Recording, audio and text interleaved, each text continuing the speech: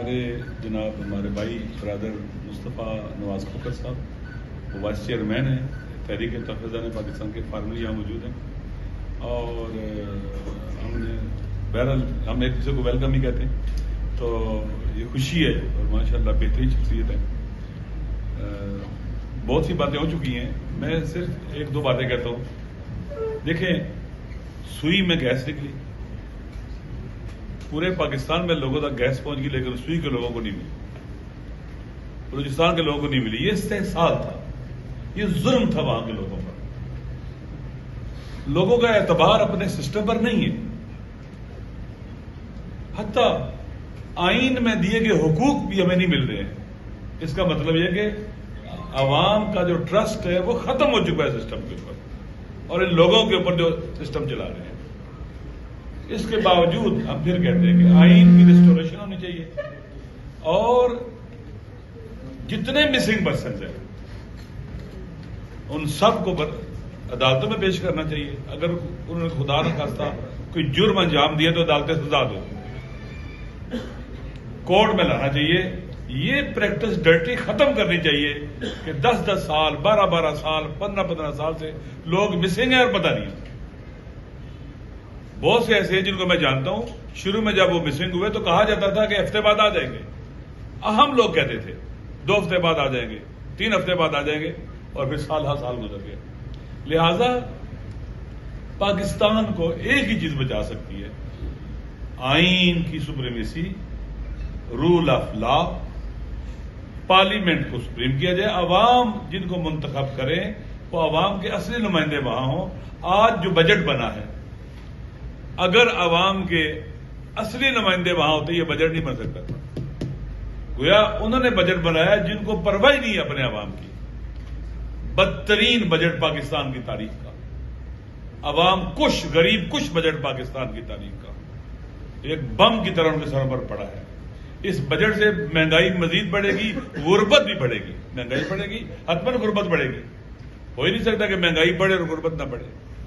Inflation بڑھے گا، افراط زر بڑھے گی، مشکلات پیدا ہوں گی۔ اگر عوام کے الیکٹڈ نمائندے ہوتے ہیں، جب پارلیمنٹ کی عزت اور آبرو ہی نہیں ہے، اسی پارلیمنٹ سے لوگوں کو اٹھایا گیا رات کو۔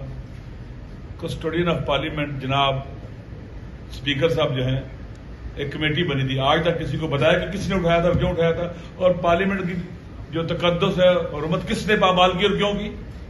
جب پارلیمنٹ اپنا تقدس کھو بیٹھتی، اس کا مطلب ہے کہ ریلیونٹ کوئی فائدہ نہیں۔ پھر یہاں سے جو بھی ترامیم اب کریں گے، جو بھی بل بنائیں گے، یہ پاکستان کے عوام اس کو پاؤں کی ٹھوکر پر رکھتے ہیں، ان ترامیم کو بھی اور ان بلوں کو بھی، جو عوام کے فائدے میں نہیں ہے بلکہ ایلیٹ لوگوں کے، جو ہماری ایلیٹ کیا کہتے ہیں کہ لوگ ہیں، ان کے فائدے میں۔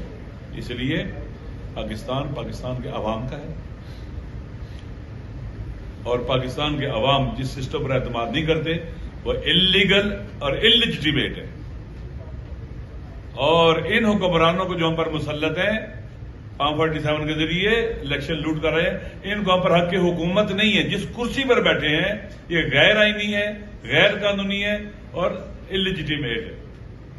جو بھی تصرف کر رہے ہیں یہ مجرمانہ تصرف ہے، یہ جوابدہ ہیں عوام کی بات، عوام اور آئین اور قانون کی جو عدالت میں۔ آپ نے کہہ دیا ہے قرآن اور سنت سپریم ہے، حاکمیت اعلیٰ اللہ کی ہے، تو آپ کے آئین میں کیا ہو گیا کہ حاکمیت اعلیٰ اللہ کی یہ حکومت امانت کے طور پر کن کو ملے گی؟ جن کو پاکستان کے عوام منتخب کریں گے، جو شرائط ہے آرٹیکل ڈفرینٹ کے اندر۔ تو یہ تو پاکستان کے منتخب حکمران ہی نہیں ہے عوام کے، انہوں نے اقتدار پر ڈاکہ ڈالا ہے، ڈاکہ ڈالا ہے اقتدار کے اوپر، پھر بیت المال کے قبضے میں عیاشی ہیں۔